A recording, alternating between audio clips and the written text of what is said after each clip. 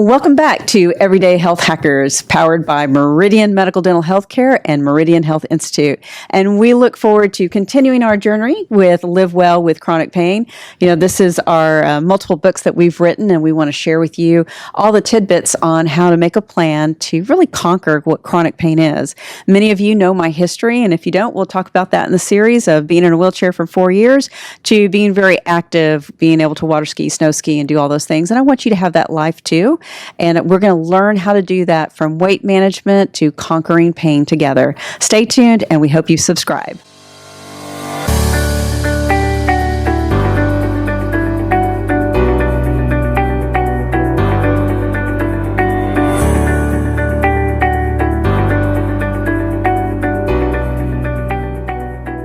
Welcome, everybody, to another edition of Everyday Health Hacker. I'm Mike Herzing, along with the amazing Dr. Liza Leal. Hello, everyone. Welcome back to Everyday Health Hacker, powered by Meridian Health Institute, your place for both your medical and dental needs. Absolutely. Dr. Leal is Chief Medical Officer right here at Meridian Health Institute in Sugar Land, Texas. And she is the smartest lady in the room, that's for sure. And she is going to help give you some information so you can make informed health decisions. And it's more important than ever. 2024, it's more important than ever, that's for sure. We were talking about pain management, relationships. You are the poster child for pain management and things like that. I've got a little experience in it, but relationships, it's really tough sometimes when you just sick and tired of being sick and tired. Well, that and your partner's tired of hearing you complain all the time. And, in our last segment for this playlist, we talked about, pain levels from 1 to 10. And I will never forget when my spouse had said, if it's a 4 or under, you know what, we're not talking about it. Don't even bother me. That is a great statement, because that's actually, I was very early in my years of doctoring. I was like, you know what, 4 and under, there are no complaints. You don't say anything. And at 4.5, what did you do about it? And the key is that, if you're... what are you going to do about it? What are we going to do about it? It's what I'm going to do about it. Because, the whole idea is that you have to be in control because you're the one suffering with the pain and that you have to take ownership of it. Okay. So we talked in our previous segment about, there's a grief process because your life is different. All right. However, like you said, I'm the poster child. I don't take any medications for rheumatoid arthritis. I live a very healthy life. Somebody has said, your diet's kind of strict. And I'm like, well, my diet is my nutritional plan, and the nutritional plan works because I feel good. I can water ski, I can snow ski. There's a lot of other hobbies that I enjoy doing. Fly airplanes? I fly airplanes, yes. Aviation has been a dream for me, and it's just been really... exciting to go from a pilot to an aviator. And when people ask, what that is, that means that I understand the systems of how the plane works and how to problem solve, which is very much like doctoring, is that, as being a mechanic with anything, our body is an engine, and we have to look at things to how can we get around the discomfort? What can we do? Hip pain for a lot of women, it's how they walk. And they'll say, doctor, I can't even sleep on this side because it hurts so much. And I'm like, okay, will you walk across the room for me? And they're like, sure enough, they're walking with 1 foot straight and 1 foot pigeon. And that's usually the hip that hurts. So they're turning it out. So there's some little modifications that we can learn in order to decrease that discomfort. And for a lot of women, I'll say, is it that constant chronic achy pain that just never goes away? And they're like, yeah, that's what that is. And sometimes, we talked about, we're going to describe what pain is today. And that is what we call a neuropathic nociceptive pain. And those are big words. And what that means is that there is this track that goes from the point of injury all the way to your brain, and it sends a signal. And we want to temper that signal down by closing a bridge. And that bridge is what's allowing chronic pain to occur. It's a signal that just doesn't turn off. So maybe we're not turning it off, but you know what? We can close the bridge a little bit more, so maybe the boat can't go all the way under it, like we've seen, across many of the channels. So in doing that, there's another pain, and that pain is called neuropathic pain. Neuropathic pain is burning, numbness, tingling, sharp, shooting. Now, both of those types of pains can work together and be really uncomfortable. Most people might know of sciatic pain. That can be a dull, constant chronic pain with sharp shooting pain all the way to your toe. those are treated differently. Okay. And so you have pain that's nociceptive and you have pain that is neuropathic. And when you're able to describe whether it's dull, constant, and achy, or if it's sharp shooting, numbness and tingling, those types of descriptions help your doctor decide what medication, what physical therapy might be good for you, or what type of injection might be good to help decrease that inflammation. Because inflammation is what causes and happens in your body, and that sends a signal to your pain so that you sends signal to your brain so that you have pain.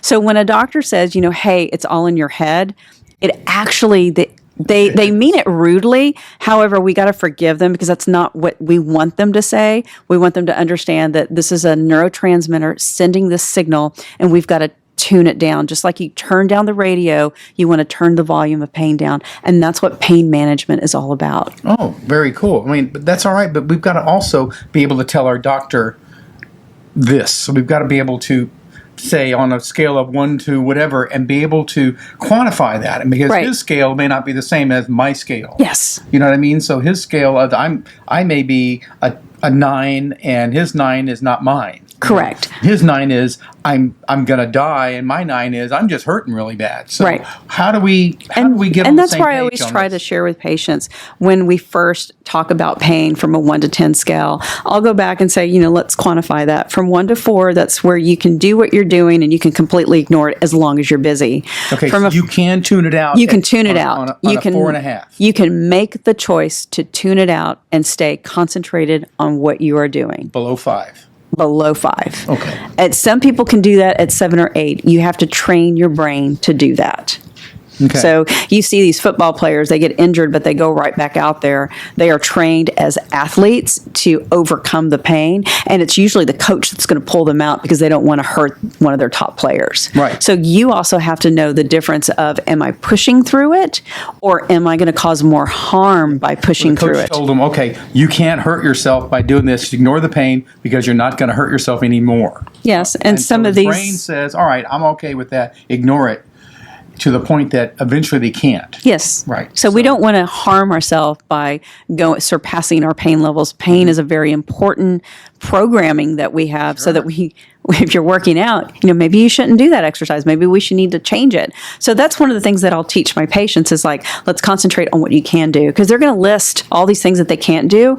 And then their next assignment is, well, what can you do? Well, doctor, I can't walk. It's too painful. I can't jog. I can't get on the bicycle. Do you have a spa at home? Some of them do. They might have a gym that they can go and they can sit in the spa. And I'm like, okay, I want you to do some movement in the pool. When it's, in summertime here in Texas, which, we have a longer summer than most.